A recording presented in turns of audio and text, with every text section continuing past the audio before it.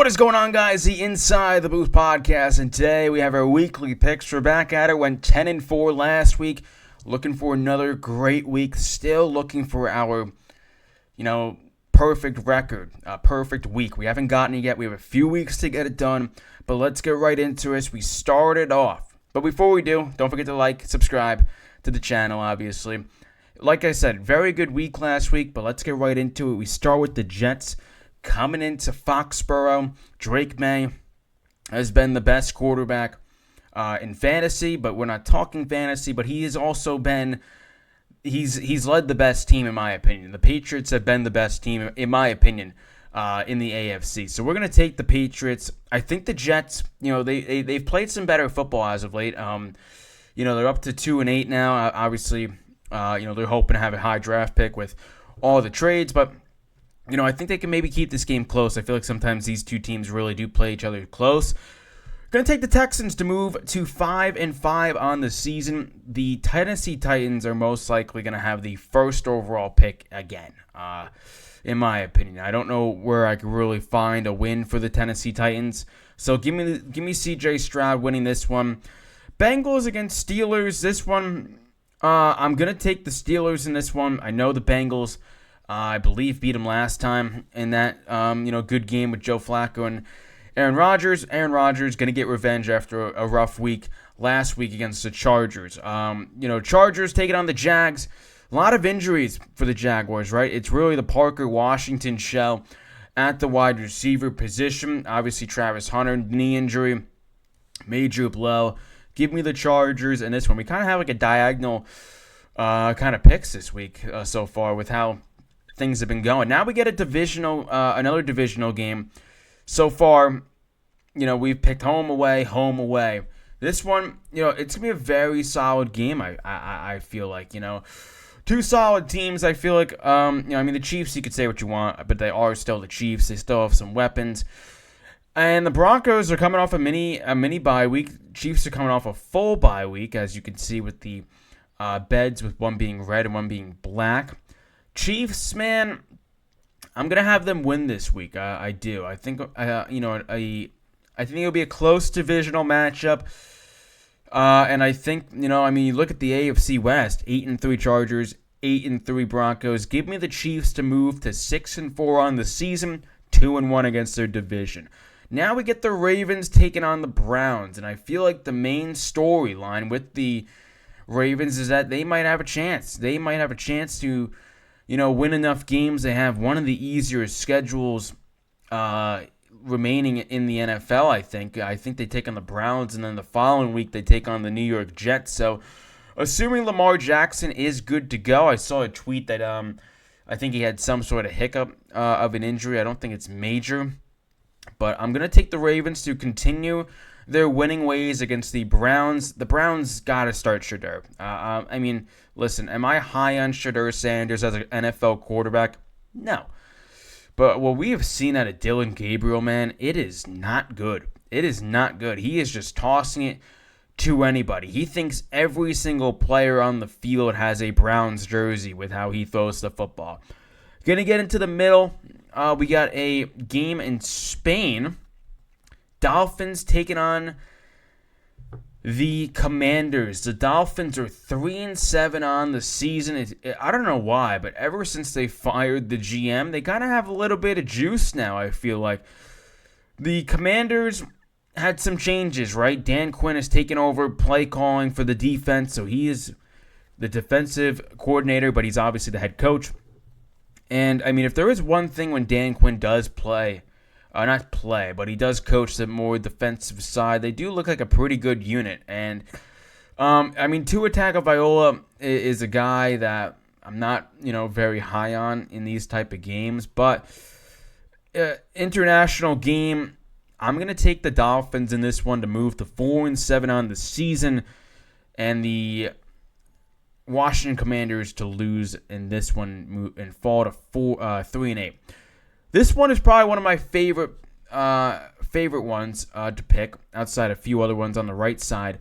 But the Buffalo Bills taking on Baker Mayfield and the Buccaneers. The Buccaneers, man, They are solid, right? They are a solid football team. And for the Bills, they got to find a way to, win, right? I mean, if the Patriots win against the Jets, they move to 9-2. And the Buffalo Bills, who are currently playing catch-up, are currently 6-3. So, I think, with the Buffalo Bills, right, they're a very weird team. Their wide receivers aren't good enough, right? Josh Allen can only do so much with the football. He can only take them so far. And the Buccaneers are a solid football team. I will say that. Now, that being said, since it is in Buffalo, I am going to take the Buffalo Bills, but in a very tight game, I think, with this one. I do have the Buffalo Bills winning in this one. Dallas coming off the bye week. They need a win. They need to continue to win. And I tell you what, this is a bad Raiders team, and I don't really expect much in this game. I wouldn't be shocked if it's close, just because of how bad Dallas' defense is, but I'm going to take Dallas coming off the bye week, full of energy, winning this one against the Raiders. Going into a divisional matchup, J.J. McCarthy taking on Caleb Williams for the second time. Last time, the Vikings got the better of the Bears. Bears coming off a comeback victory over my Giants. Not really impressive. But, they have a big game here. A game that, the Bears are 6-3. I'll show you guys the right side. 6-3 is their record. They're going to move to 6-4, though, which would have the Green Bay Packers at just ahead of them, and the Bears to fall to 6-4. J.J. McCarthy, 3-0 in the division. You look at that, that's crazy to me. Panthers taking on the Falcons. This is a game that I feel like we need to see Bijan Robinson back in the end zone. Tyler Algier stole a touchdown from him last time when they played against the Colts. This is a Bijan. I feel like this is a Bijan masterclass game. He gets a ton of yards. Panthers, I like their future. I do. Their record is not as bad as you think. If we pull up the conference for both, you look at the Panthers. They would be they'd be the 10th seed, 5-6, 3-3 in their conference, right? As you see all of the seeding. So, that Bears game, too, just looking back at it, this would be a big-time game for them if they are able to win. Because, you look at it, if they are able to win, they are the number 3 seed in the conference. But I'm going to have them lose this one. Now this game, Jameis Winston is the starter. Okay? Obviously, the Giants are nowhere near the playoffs, as you can see.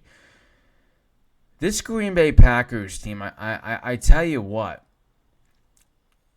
they look great one week, look terrible the next week. They put up 7 points against the Philadelphia Eagles, right? And this is an Eagles team that I think is very good. Obviously, they're the top of the conference, and they're the number 1 seed in the NFC, right? 7-2. The Giants just fired Brian Daboll. I feel like there might be a little bit of juice here with the Giants. I could very well see this being one of my upset picks. But I do also understand that Green Bay lost the game to the Eagles. I think they'll get a little bit of revenge. Give me the Green Bay Packers in this one to move to 6-3-1. The only team that has a tie in the league, as they tied with the Cowboys. This game, you could argue this is also game of the week. Rams taking on the Seattle Seahawks. Both teams at 7-2. Matthew Stafford has looked phenomenal. And for the Seahawks, Sam Darnold is the number 2 seed in the NFC. 7-2. A lot of people were probably a little bit concerned of what type of Sam Darnold we're going to get this season. Is JSN, a guy that you fade away from fantasy? I saw a bunch of talk with that. Clearly not. He's on my fantasy team, and he's been doing phenomenal. Give me the Rams in this one. Rams would be the number 1 seed in football if they're able to win. Obviously, that's before we do the Eagles game. But I think they are a good team. I think this is going to be a very close game. But I will say this. When the Rams took on the Vikings, Sam Darnold looked like a completely different quarterback. And this was on the road versus the LA Rams. I see a very similar outcome here. Maybe it's not close, and maybe the Rams do dominate because they kind of have a gist of what Sam Darnold is against that LA Rams defense. So I think the Rams, this could either be a very dominant Rams victory, or it's going to be extremely close, down to the wire, 27-23 the final, something like that. But give me the Rams in this one. Then give me the Niners to move to 7-4. As they would have the number 7 seed in the conference, as you see there on the screen. And then we finish out with the Sunday game. Wow. Sunday game. And I tell you what, these are two big-time dogs. You got the Philadelphia Eagles at 7-2. The Detroit Lions at 6-3. 3-2 in the conference. This is a big, big game. And the way I view it is for the Eagles side first, they really got to get A.J. Brown going. I saw a thing that he was playing on Madden, and he said, if you got me in fantasy, drop me or trade me because I'm useless. They got to get him going. He's frustrated in Philadelphia despite their 7-2 record. Devontae Smith has looked really solid. Saquon had a better game against the Green Bay Packers, but the way that they're going to beat the Lions is truly that all of their weapons are going. Whether it's Dallas Goedert, who's had quietly a solid season, Saquon, Devontae Smith, right, A.J. Brown, all of those guys. Listen, we've seen the Lions, beat teams on the road that are very good in the Dan Campbell era. This is a guy that prepares his team very well. They know they have a tough task. We know that this is going to be a close game. But give me the Eagles in the end. I know that was kind of yap for that game, but I'm really excited. The top 3 games that I'm very excited to see are the Detroit Lions and Eagles, the Rams and Seahawks, and then give me the Bills and Bills against Baker Mayfield. Man, that should be a really fun game. Obviously, we look at it, not really too many upsets in this week. I think it's just going to be, kind of how we do things, in my opinion. I also, realize it's kind of a pattern in a way with how we predict the games, like the diagonal, and it goes straight. And then, you see with the Dolphins, it's straight, and then there's a diagonal. So, regardless, didn't mean to do that on purpose. That's just how the games flew. But anyways, guys, that is going to do it for our weekly picks. 10-4 last week. We're hoping to get a perfect record. But that is going to do it. Leave a like, subscribe, and I'll see you guys in the next week for weekly picks. That is going to do it. See ya.